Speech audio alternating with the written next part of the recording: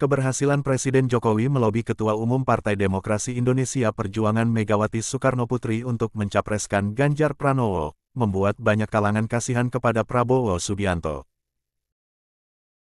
Pasalnya, sebelumnya Jokowi memberi isyarat kalau dia menginginkan Ketua Umum Partai Gerindra itu menjadi penerus dirinya sebagai Presiden Indonesia.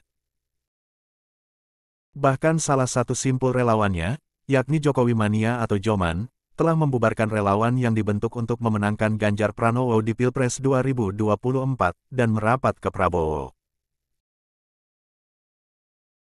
Lebih miris lagi, dalam artikelnya yang berjudul Bagaimana Jokowi Mendukung Ganjar Mencadangkan Prabowo dan Menolak Anies, Guru Besar Hukum Tata Negara Denny Indrayana membongkar kalau Jokowi hanya menjadikan Prabowo sebagai capres cadangan yang akan digunakan untuk memecah suara umat Islam jika Anies gagal dicegah untuk nyapres, sehingga Ganjar dapat memenangkan kontestasi politik itu.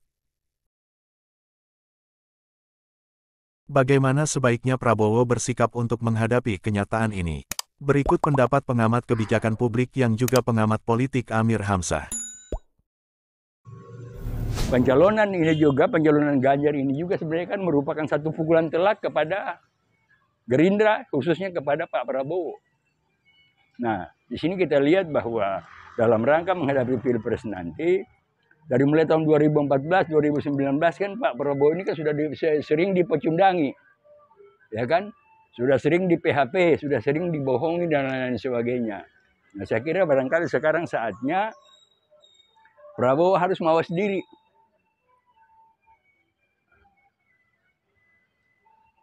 Nah, dengan misalnya katakanlah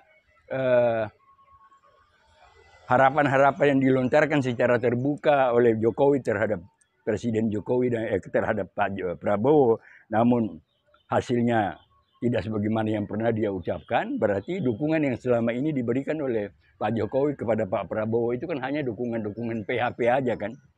Nah ini sekarang. Nah, dari sekarang saya kira barangkali dengan pengalaman ini bahwa beliau sudah sering dipecundangi mulai dari pemilu 2014, 2019 dan sampai sekarang juga, maka kita mengharapkan ada satu sikap tegas dari Pak Prabowo. Sikap tegas itu saya kira ada beberapa langkah yang harus beliau lakukan secara satria. Pertama, udah keluar aja dari koalisi yang ada. Mundur aja dari Menteri Pertahanan. Kembali sebagai pimpinan Gerindra, kemudian itu langkah kedua adalah melakukan rekonsolidasi dan restorasi ulang dengan partai-partai politik, khususnya Nasdem, PKS, dan Demokrat. Dan saya kira barangkali kalau saya lihat dari kepentingan nasional, maka kepemimpinan nasional yang harus dilahirkan oleh Pemilu dan Pilpres 2024 ini adalah pasangan ideal militer sipil, di mana militernya itu bisa merangkum apa yang tertulis dalam Mukadimah Undang-Undang Dasar 45 kita, yaitu untuk melindungi segenap bangsa dan seluruh tumpah darah Indonesia. Selama pasangan wakilnya nanti itu akan bertugas untuk meningkatkan kesejahteraan umum dan mencerdaskan kehidupan bangsa. Dan sudah sejak awal saya katakan bahwa setelah mempelajari kepentingan nasional dan tujuan nasional yang tertera dalam Mukadimah Undang-Undang Dasar 45, maka saya kira barangkali ke depan, dan ini tentu kita umat Islam khususnya harus memikirkan ini secara jeli, kita memikirkan ini dengan membuang jauh-jauh rasa sentimen atau rasa antipati terhadap seorang atau tertentu, tapi bagaimana kita melihat bahwa justru kepentingan nasional menyebabkan kita butuh orang itu. Walaupun barangkali secara pribadi saya tidak senang dengan dia, gitu kan. Walaupun secara pribadi barangkali saya ada pendapat dengan dia. Tapi saya kira untuk menjawab kondisi itu sekarang, terutama dalam rangka memperbaiki konstelasi kehidupan umat Islam yang supaya dia tidak hanya mayoritas secara demografi, tapi juga harus mayoritas secara politik dan ekonomi dalam bingkai kedaulatan negara kesatuan Republik Indonesia.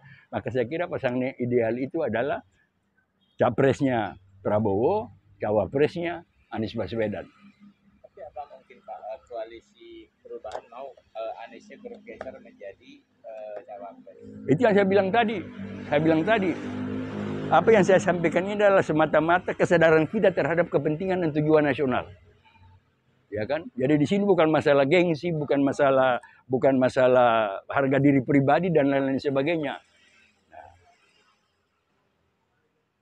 Ya kan? Nah, saya kira kalau Pak Prabowo berani melakukan pendekatan, memperbaiki kembali hubungan katakanlah dengan PKS yang pernah retak akibat masalah di Jakarta kan, setelah terpilihnya Anies dan Anies dan Sandi menjadi gubernur dan wakil gubernur DKI Jakarta gitu kan. Nah, keretakan itu kan sekarang bisa dipulihkan dengan melakukan pendekatan. Nah, saya kira kalau itu bisa dijalankan, tentu tokoh-tokoh Islam yang ada di luar, ya kan, katakanlah seperti kelompok Habib Rizki, kelompok ulama yang lain gitu kan, pesantren-pesantren yang selama ini tokoh-tokoh dari Jawa Timur yang juga selama ini mendukung Anies barangkali dari sisi kepentingan nasional tadi. Gitu. Jadi saya kira tinggal sekarang bagaimana keberanian, kecerdasan dan ketangguhan serta sifat konsekuen dan konsisten dari Pak Prabowo untuk mengambil sikap itu yang seperti saya bilang tadi. Tahap pertama adalah beliau menyatakan diri keluar dulu dari kabinet, keluar dulu dari rezim Jokowi. Jadi lepaskan, kembalikanlah jabatan Menteri Pertahanan kepada Presiden Jokowi. Terserah nanti Presiden Jokowi akan milih siapa untuk menduduki jabatan itu. Itu adalah hak prerogatif dia. Tapi tentu kan kondisi ini juga harus membangkitkan kesadaran Pak Prabowo sendiri untuk mengambil satu tindakan yang tegas. Untuk memenuhi, seperti yang saya bilang tadi, adalah kepentingan nasional. Kalau seandainya Prabowo tidak keluar dari pemerintahan Jokowi, apa konsekuensinya terhadap Prabowo?